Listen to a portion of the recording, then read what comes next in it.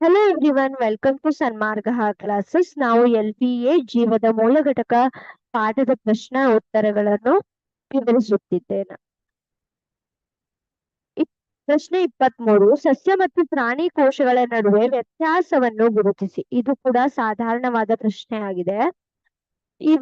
ಈಗಾಗಲೇ ನಿಮ್ಗೆ ತಿಳ್ಕೊಂಡಿದ್ದೀರಲ್ವಾ, ಸಸ್ಯ ಜೀವಕೋಶ ಹೇಗಿದೆ, ಪ್ರಾಣಿ ಜೀವಕೋಶ ಹೇಗಿದೆ ಅಂತ.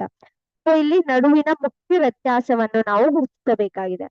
ಸೊ ನೀವು ನೋಡಿರ್ಬೋದು, ಸಸ್ಯ ಜೀವಕೋಶದಲ್ಲಿ ಒಂದು ಪ್ರಮುಖವಾದ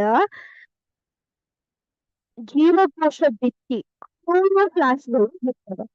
ಈ ಕ್ಲೋರೋಪ್ಲಾಸ್ಟ್ಗಳು ಇರುವುದರಿಂದ ಸಸ್ಯ ಜೀವಕೋಶಗಳು ತಮ್ಮ ಆಹಾರವನ್ನು ತಾವು ತಯಾರಿಸುತ್ತಾ ಇದೆ. ಓಕೆ, ಕ್ಲೋರೋಪ್ಲಾಸ್ಟ್ಗಳು ಸಸ್ಯ ಜೀವಕೋಶದಲ್ಲಿ ಇರುತ್ತವೆ.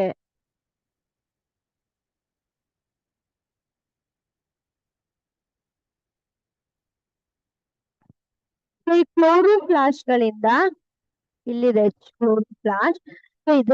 ಇದು ಇರೋದ್ರಿಂದ ಸಸ್ಯ ಜೀವಕೋಶಗಳು ಅವರ ಆಹಾರವನ್ನು ಅವರೇ ತಯಾರಿಸ್ತಾ ಇದೆ. ಆದ್ರೆ ನಾವು ಪ್ರಾಣಿ ಜೀವಕೋಶಗಳು ಆಹಾರಕ್ಕೋಸ್ಕರ ಬೇರೆ ನಾವು ಹೊರಗಡೆ ಡಿಪೆಂಡ್ ಆಗಿದ್ದೀವಿ. ಅಂದ್ರೆ ನಾವು ಸಸ್ಯಗಳನ್ನ ತಿನ್ನುವುದರ ಮೂಲಕ ನಮ್ಗೆ ಏನು ಆಹಾರಗಳನ್ನಾಗಿ ನಾವು ತಗೊಳ್ತಾ ಇದೀವಿ ಅಲ್ವಾ. ಬಟ್ ಸಸ್ಯಗಳ ಹಾಗಲ್ಲ. ಸಸ್ಯಗಳು ತಮ್ಮ ಆಹಾರವನ್ನು ತಾವೇ ತಯಾರಿಸುತ್ತವೆ. ಏನಕ್ಕಂದ್ರೆ ಅವುಗಳಲ್ಲಿ ಕ್ಲೋರೋಪ್ಲಾಸ್ಟ್ ಇದೆ ಮತ್ತು ದೊಡ್ಡ ನಿರ್ವಾತವನ್ನು ಕೂಡ ಹೊಂದಿರುತ್ತದೆ. ನಿರ್ವಾತ ಅಂದ್ರೆ ವ್ಯಾಕ್ಯೂಲ್ ಅಂತ ಕರೆಯಲ್ಪಡುತ್ತದೆ. ಈ ವ್ಯಾಕ್ಯೂಲ್ಗಳು ಸ್ಟೋರೇಜ್ ಅಂದ್ರೆ ಇದರಲ್ಲಿ